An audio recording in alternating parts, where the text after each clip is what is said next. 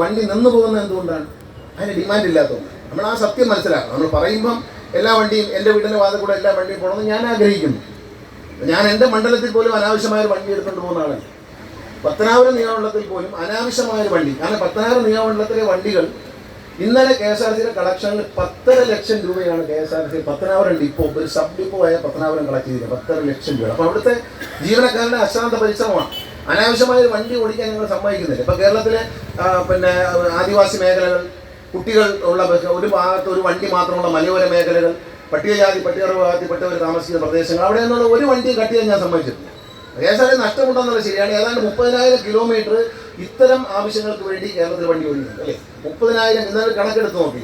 ഏതാണ്ട് ഇത്തരം ആവശ്യങ്ങൾക്ക് വേണ്ടി ഒരു വണ്ടി മാത്രമുള്ള സ്ഥലം, കുഞ്ഞുങ്ങൾക്ക് പോകാൻ വണ്ടി വരെ ഇല്ലാത്ത സ്ഥലങ്ങൾ, അതുപോലെ മലയോര മേഖലകളിൽ കർഷക തോട്ടം തൊഴിലാളികൾ, SC വിഭാഗത്തിൽപ്പെട്ടവർ, അതൊക്കെ ഉള്ള മേഖലകളിൽ ഒന്നും വണ്ടി കട്ട് ചെയ്തില്ല. ഏതാണ്ട് 30,000 കിലോമീറ്റർ നഷ്ടത്തിൽ KSRTC ഓടിക്കുന്നുണ്ട്. അപ്പോൾ അത് നാട്ടുകാർക്ക് വേണ്ടിയാണ്.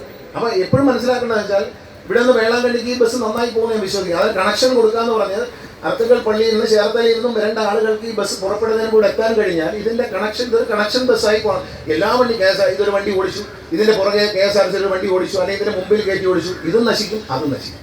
അങ്ങനെയുള്ള നശീകരണം ഞാൻ പറയാറുണ്ട്. പ്രൈവറ്റ് ബസ് ഞാൻ ഉള്ള കാര്യം എവിടെയും തുറന്നു പറയുന്ന ആളാണ്. ഒരു പോളിസി ഗവൺമെൻറ് പറഞ്ഞാൽ പ്രൈവറ്റ് ബസ്സിനെ നശിപ്പിക്കുക എന്നുള്ളതാണ്. പ്രൈവറ്റ് ബസ്സുകാർ അവരുടേതായ മര്യാദകൾ പാലിക്കണം. ഏതാ ഗുണ്ടകളെയും കട്ടമ്പികളെയും ഡ്രൈവറാക്കി വയ്ക്കുക, കണ്ടക്ടറാക്കി വയ്ക്കുക, ക്ലീനറാക്കി വയ്ക്കുക. നമ്മുടെ കൊച്ചു മക്കൾ പോലും സ്കൂളിൽ പോകുമ്പോൾ പെൺകുട്ടികളോട് മോശമായി പെരുമാറുന്ന അനുഭവങ്ങൾ ഉണ്ടായിട്ടുണ്ട്. അതൊന്നും കേരളത്തിൽ അനുവദിക്കില്ല. ഇന്ന് നമ്മൾ TV യിൽ കണ്ടു, ഒരു ബസ് ഓവർടേക്ക് ചെയ്ത് വന്ന് മറ്റേ വണ്ടിയെ ചേർത്ത് നിർത്തി ഒരുമാതിരി ചട്ടമ്പി തരം. ആ ചട്ടമ്പി തരത്തിന് 2 വണ്ടിയുടെയും പേര് പെർമിറ്റ് ക്യാൻസൽ ചെയ്യാൻ, പെർമിറ്റ് റദ്ദാക്കാൻ തീരുമാനിച്ചിരിക്കുക. അല്ല, ഒരു മയം ഇനി കാര്യത്തിലില്ല. അതുപോലെ പോലീസ് വെരിഫിക്കേഷൻ വേണം. എല്ലാ പ്രൈവറ്റ് ബസ്സിൻ്റെയും ഡ്രൈവർ, കണ്ടക്ടർ, ക്ലീനർ ക്രിമിനൽ കുറ്റങ്ങളിൽ പെട്ടിട്ടില്ല എന്ന് പോലീസിന്റെ ക്ലിയറൻസ് ഇല്ലാതെ ഇനി ഒരു വണ്ടിയിലും ഡ്രൈവറെ വയ്ക്കാൻ പറ്റില്ല. ഡ്രൈവറെ കിട്ടാൻ ബുദ്ധിമുട്ടെന്നൊക്കെ പറയും, കുഴപ്പമില്ല, ഇവിടെ കിട്ടിയില്ലെങ്കിൽ ഓടിക്കണ്ട. പക്ഷെ നാട്ടുകാർക്ക് ക്രിമിനൽസിനെ കൊണ്ട് ബുദ്ധിമുട്ട്. ഇപ്പോൾ കോട്ടയത്ത് ഇന്നലെ പിടിച്ച ആള് ക്രിമിനൽ പശ്ചാത്തലമുള്ള ആളാണ് ഡ്രൈവർ. ലൈസൻസ് സസ്പെൻഡ് ചെയ്തിരിക്കുന്നു. ഡ്രൈവർ ക്രിമിനൽ പശ്ചാത്തലമുണ്ട്. ഇപ്പോൾ KSRTC ജോലി കയറണമെങ്കിൽ പോലീസ് വെരിഫിക്കേഷൻ ഇല്ലേ?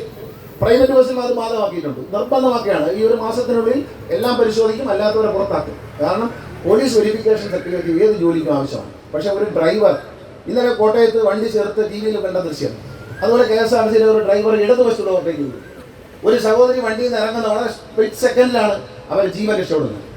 ആ ഡ്രൈവറുടെ ലൈസൻസ് റദ്ദാക്കി. KSRTC ഡ്രൈവറുടെ ലൈസൻസ് റദ്ദാക്കി. നിങ്ങൾ അറിയണം കേട്ടോ, നമ്മളെ മാറ്റം പോകും. അല്ലെങ്കിൽ ലൈസൻസ് സസ്പെൻഡ് ചെയ്തിരിക്കുകയാണ് 6 മാസത്തേക്ക്.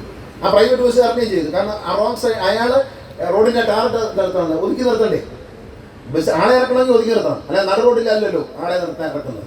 ഇത്തരം കാര്യങ്ങളിൽ വളരെ സ്ട്രിക്റ്റ് ആയിട്ടുള്ള ഒരു മാനദണ്ഡം വരികയാണ്. ഞാൻ ഇന്നലെ തന്നെ പറഞ്ഞു, ഈ ഡ്രൈവിംഗ് ലൈസൻസിനെ കുറിച്ചുള്ള കളികൾ ഇനി കുറഞ്ഞു വരും. ഡ്രൈവിംഗ് ലൈസൻസിൽ നമ്മൾ അതിനുള്ള ചർച്ചകൾ ആരംഭിച്ചിട്ടുണ്ട്. ഡ്രൈവിംഗ് ലൈസൻസിൽ ഈ ബ്ലാക്ക് മാർക്ക് വരാൻ പോവുകയാണ്. 6 തവണ മാർക്ക് വന്നു കഴിഞ്ഞാൽ, പഞ്ചിങ് വന്നു കഴിഞ്ഞാൽ ലൈസൻസ് താനെ അങ്ങ് കട്ടാകും. 1 വർഷത്തിൽ ഡിജിറ്റൽ ലൈസൻസാണ് ഇപ്പോൾ കേരളത്തിൽ കൊടുക്കുന്നത്. അതുപോലെ തന്നെ ലൈസൻസ് ജയിച്ചു വരുന്നവർക്ക് 2 വർഷം പ്രൊബേഷൻ പീരീഡ് കൊടുക്കാമെന്ന് ആലോചിക്കുക. P1 എന്നൊരു സ്റ്റിക്കർ വണ്ടിയിൽ കൊടുക്കും, അതായത് പഠിച്ചു കഴിഞ്ഞ് ആദ്യത്തെ വർഷമാണ്. P2 എന്ന സ്റ്റിക്കർ 2ാം വർഷം കൊടുക്കും, കാരണം വണ്ടി ഇമ്പ്രൂവ് ചെയ്തിട്ടുണ്ട്. അപ്പോൾ എതിരെ വരുന്ന ആൾ ഇയാൾ എൽബോർഡ് വെച്ചിരിക്കുന്നതിന് തുല്യമായി ഇയാൾ ഇപ്പോൾ ഡ്രൈവിംഗ് പഠിച്ചിട്ട് കുറച്ചാളെ അയാൾ സൂക്ഷിക്കണം എന്ന് ബോധ്യപ്പെടുത്താൻ വേണ്ടിയിട്ടാണ് ഒരു സ്റ്റിക്കർ കൊടുക്കാൻ നിങ്ങൾ ആലോചിക്കാം. ഈ 2 വർഷത്തിനിടയിൽ 10 കുറ്റകൃത്യങ്ങൾ പിടിച്ചാൽ ഈ ലൈസൻസിന് റദ്ദായി പോകും. അപ്പോൾ വളരെ ശ്രദ്ധയോടെ ഓടിക്കും. വണ്ടി ഓടിക്കാൻ തുടങ്ങുന്നത് മുതൽ ഒരു ശ്രദ്ധയും അച്ചടക്കവും ഉണ്ടായാൽ നമുക്ക് രക്ഷപ്പെടാൻ പറ്റും. ഒരു ഡ്രൈവിങ്ങിൽ കേരളത്തിൽ ഇല്ലാത്തൊരു കാര്യം ഡ്രൈവിങ്ങിന് അച്ചടക്കമില്ല എന്നുള്ളതാണ്.